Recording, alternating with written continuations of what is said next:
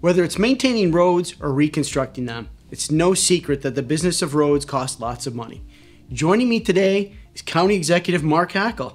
He's going to give us perspective on funding and making tough decisions. Mark, can't thank you enough for joining us. Yeah, thanks for having me, Paul. And again, I think this is important. I'm glad you're getting the message out to the public about road issues and road funding, because there's no question about it. The quality of our roads is probably one of the biggest priorities of county government. We are responsible for maintaining a network of primary roads throughout the county and for both primary and residential streets in the townships. And you're right about the cost. The simple facts are that the roads are expensive, prices are rising, and we do not receive enough money from the state to meet the demand. It's not even close. Let's dive into this issue of underfunding in Michigan. Our research compares Michigan to other northern states with similar climate conditions and roughly comparable total number of lane miles. Ohio is smaller in land area with a slightly larger population. Wisconsin is larger in land mass with a much smaller population. But the big difference between these states is the amount of state money spent on roads. Ohio spends more than $15 per person, Wisconsin spends more than $11 per capita, and Michigan spends $7.74. As our county executive of Michigan's third largest county, how does this impact us? The current state budget for roads is roughly $5.1 billion. However, a recent study from the Michigan Transportation Infrastructure Association estimates Michigan needs $9 billion a year to maintain and fix roads. Another study by MDOT, working with the County Road Association of Michigan, forecasts that Michigan needs $7.1 billion per year. Yeah, so as you can see, this underfunding impacts not only here in Macomb County, but everyone throughout the entire state.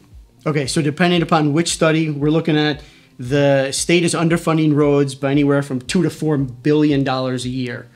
So I think one of the things I also want to focus on here is this issue of funding roads based upon their length and not their width. Yeah, that's absurd if you think about it. We need to fix that issue. I mean, there's no way that we should get the same amount of funding for a 5-lane road as you would for a 2-lane road.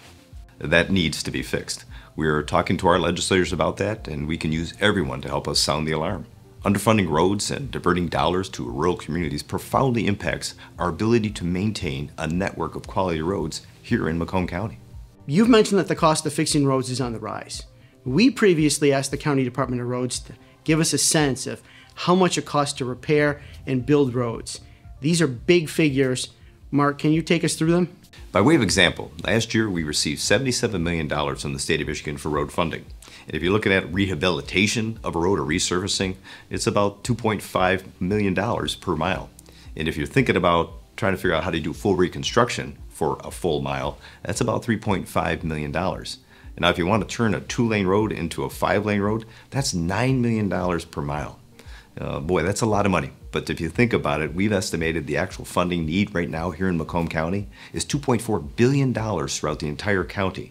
So as you can see, the total allocation we get from the state of Michigan, which was $77 million this past year, is not nearly enough.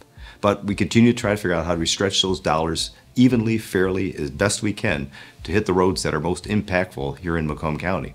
People are astounded when they hear these numbers. These are staggering costs, and the underfunding is structural here. So that's affecting decision-making at the Department of Roads level, right? No question about it. And then again, we have to prioritize the maintenance of existing roads so that the ones that are good to fair don't fall into a failed or poor category. But we are the road agency for pretty much every community in Macomb County. And everyone believes that their projects are the most important, understandably. We must look at the county as an entirety, though, and making sure that it's not just individual communities, but a network of traffic corridors.